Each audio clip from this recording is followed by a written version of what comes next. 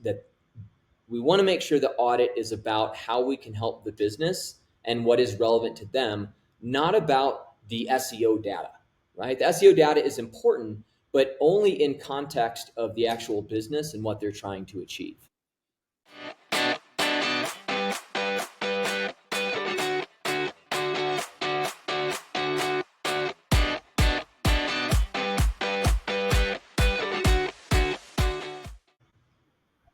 What exactly does an SEO audit involve, and how can it help my business? So an SEO audit is typically going to cover a whole host of different SEO factors on a particular website. We'll start by looking at things like rankings, first page rankings, top 10. You want to understand the historical trends. So what does it look like in the current trends, maybe in the last month, day to day, and then look at the 1 year, the 3 year, and the all time, so you can understand what has happened to date. When we go in and look at these trends, sometimes we can see where a large website drops. It can be from oftentimes new website launches that weren't managed properly. You can see impacts from algorithm updates as well. You're also going to see an examination of individual pages. So we like to take a look at what are all the pages that are actually accessible by search engines that can be indexed, and how does that compare next to all of the pages that have some kind of relevance in terms of keywords that people are searching.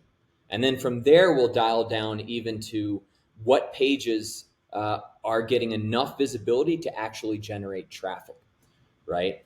There's a technical side of that audit that is looking at different errors and issues, things like broken links, duplicate pages. That plays a big role as well. And then sometimes you can get into off-page and link metrics, looking at trends in terms of new domains, domains that are maybe falling off, and what those trends look like as well. At CSP Agency, we take a little bit different approach in that the beginning of our audits is going to focus primarily on our client's business. So we really want to understand what the goals are of the website. If that's an e-commerce platform, are there certain areas and certain product lines or collections that are prioritized? If it is a B2B lead gen scenario, are there certain solutions? Or are there certain products that are paramount that we need to understand as it relates to the business's goals? Understanding that context provides us a lot of insight when we go in and start looking at data. So we're not just saying, hey, here's what's happening with keywords, here's what's happening with pages and backlinks. We can go in and dial down to, hey, this is where there are holes related to what your goals are over here on the business side. Here are where the areas of opportunities are. How frequently should we perform an SEO audit to stay competitive? Is this an annual thing? Is this a monthly thing? How often should we do it? Yeah, so typically you're performing a in-depth audit at the beginning of any campaign, right? Going in and looking at all pages, looking at everything that's indexable, everything that's crawlable, even down to subdomains and any other related domains. And then as time goes on, you should have a strategy in place, a technical strategy and overarching SEO strategy that's addressing the things that you've uncovered in that audit, right? So when we have any kind of ongoing campaign, we are running those audits at least once a month. With really large websites with a lot of changes, we might even be running those audits more frequently, or we might have technology solutions in place to track changes as they're occurring on the website. What areas of my website will an SEO audit evaluate? Well, from a SEO perspective, you're going to be looking at your content, all of your pages. You'll be looking at technical aspects, the accessibility of your website by search engines. And usually an audit's going to include some kind of examination of backlinks as well. How much time does a SEO audit typically take to complete? Well, this can vary greatly depending on the size of the website, the number of errors and the number of issues that are identified, and the stage of the campaign, right? So in the early stages, it's going to take a lot more time because you've got a lot of data to go through. As you get further along and you've done a full initial analysis of the site, you've got a resolution plan in place, then it's not going to take as much time. But if you have a site with 26 million pages, you may have to be doing separate crawls of 250,000 pages at a time and breaking that up in chunks. Whereas if you've got a site with, maybe a couple hundred pages or even under 100 pages, that's not going to take nearly as much time. And the level of issues that are identified on the site has a big impact, right? So if we do an audit and we identify, 10,000 high priority errors, that's going to take a certain amount of time. If we come in and it's a couple hundred, that's going to be very different. Once we've identified these issues, all that data has to be brought down and analyzed. We have to validate that information to make sure that it's accurate, and then go through and do some investigation to understand what's happening and what those potential solutions look like. And the most important thing as we put this to action is understanding how do we prioritize these solutions? Which solutions do we have that are maybe low lift and high reward? What solutions would be nice things to fix, but are doubtful that they're actually going to make an impact? All that goes into ultimately the strategy that puts in place to address the issues identified in an audit. What tools or methods do you use to actually perform the SEO audit?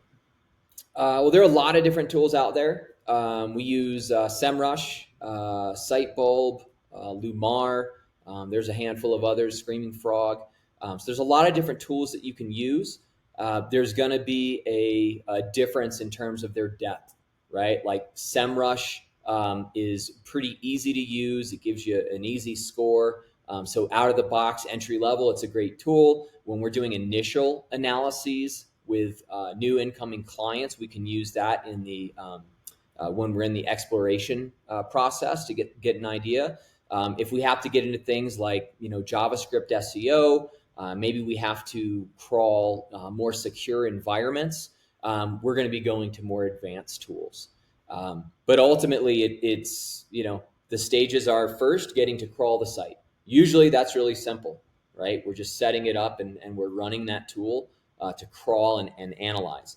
Sometimes in a more secure environment, we're having to jump through a lot of hoops. We're working with internal IT departments and having to do a lot more setup in order just to get access to the site and crawl it.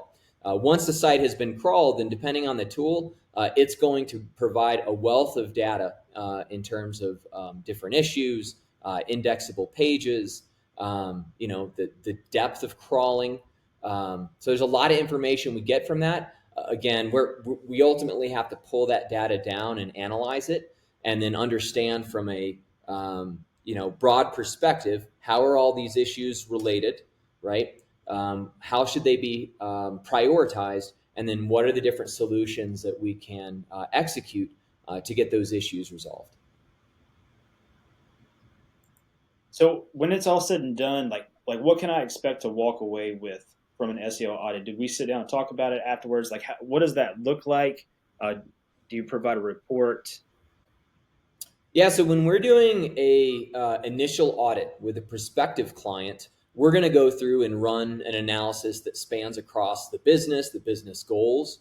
Talk about revenue and the nuances of the business. We're going to look at historic trends. We're going to look at content. We're going to look at rankings. We're going to get into the technical and do a technical analysis, and then we're going to look at backlinks as well.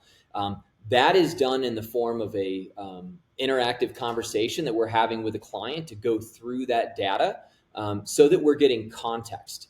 We want to make sure that the audit is about how we can help the business and what is relevant to them, not about the SEO data, right? The SEO data is important, but only in context of the actual business and what they're trying to achieve. When we're done with that audit, certainly there's follow-up notes and things we'll provide, and there is a technical document that we can provide that will allow a web developer to go and execute some fixes. But it's more meant as a exploratory exercise so that the client can get a good understanding of the overall state of their SEO performance historically to date, understand which areas need to be focused on to reach the goals that they have.